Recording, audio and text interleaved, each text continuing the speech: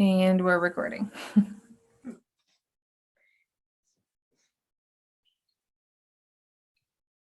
Sorry, I had to grab my timer. Just doing real good. Okay, ready whenever you are. At the age of 4, my mother gave me a little sister. She was beautiful and my favorite person to play with.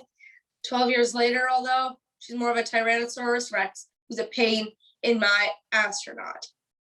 However, in these last 12 years, I've learned a very important lesson.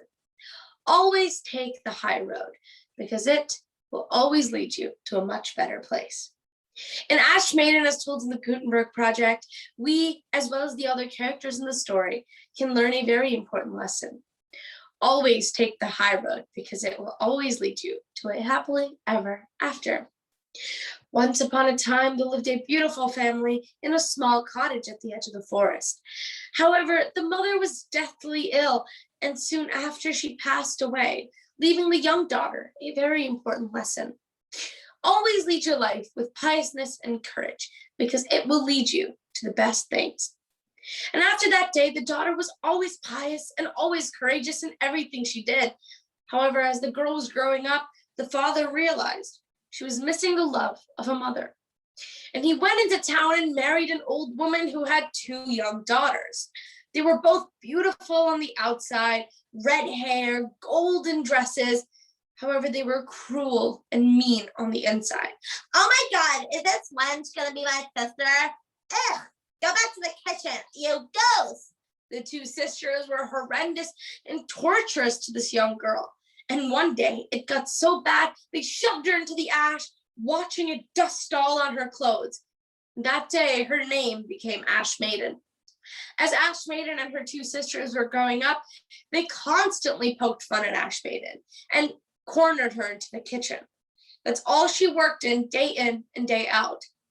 However, as soon as Ash Maiden turned 17, they got a regal invitation in the mail. Mother, come here and look. The prince has invited us to a ball. Oh my God, he's like looking for a wife.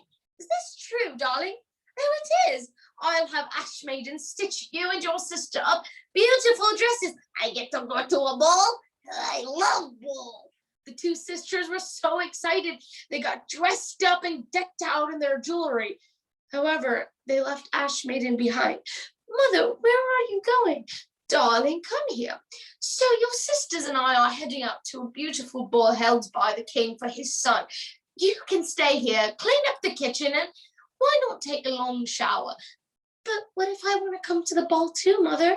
Darling, who would want a little peasant, a little servant like you at the ball?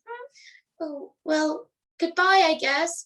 Ash Maiden felt dejected and hurt and ran to her mother's grave in the backyard sobbing. I have no one cares about me anymore.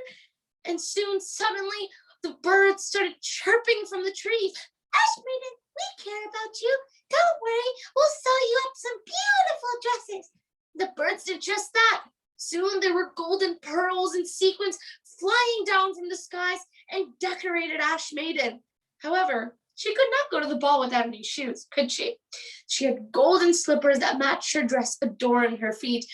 And as she stepped inside the ballroom, all eyes were on her, specifically that of the prince. All of you here in this regal ballroom must attend to me. That maiden shall be only my partner for this night. And the prince and Ash Maiden danced the night away. And before the clock struck midnight, the prince was already in love with this mystery girl. However, as the clock struck midnight, Ash Maiden ran into the darkness, leaving her golden shoe behind. Because if her mother had known she had gone to the ball, Ash Maiden would be kicked out of the house with nothing but her rags. As the mother and the sisters came home, Ash Maiden dusted herself with ash and fell asleep by the fire. The next morning, however, the town was in a frenzy. Oh my God, did you hear? There was this prince and he danced with this beautiful girl. And apparently he's still hung up on her. Ugh, I was the prettiest girl at the ball. Don't you think, sister?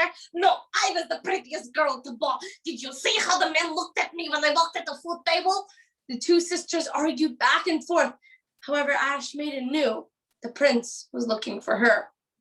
The prince carried the shoe from town to town, waiting for the girl's shoe to fit, until he came upon Ash Maiden's home.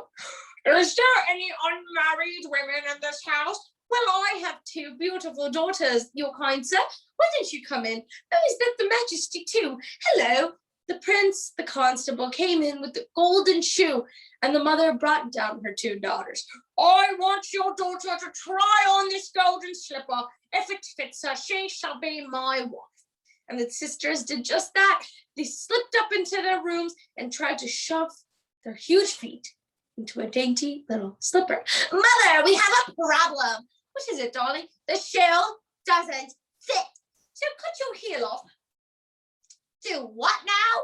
Well, I just painted my toes, Mother. How can I cut them off? Darling, when you're a queen, you're not gonna need your heel or your toes. Just cut them off, darling. I'm in a haste, really. And so the daughter slipped the knife through her toes and shoved her foot into the slipper and hobbled down the staircase. However, the prince's eyes caught the blood seeping through the shoe. What is that monstrosity? Did you cut your toes off to fit into the shoe? Oh, get out, give me the shoe. And the prince handed it over to the constable to make it clean. However, before they knew it, they heard a clutter from the kitchen and ran. Oh, you and other unmarried women in this house?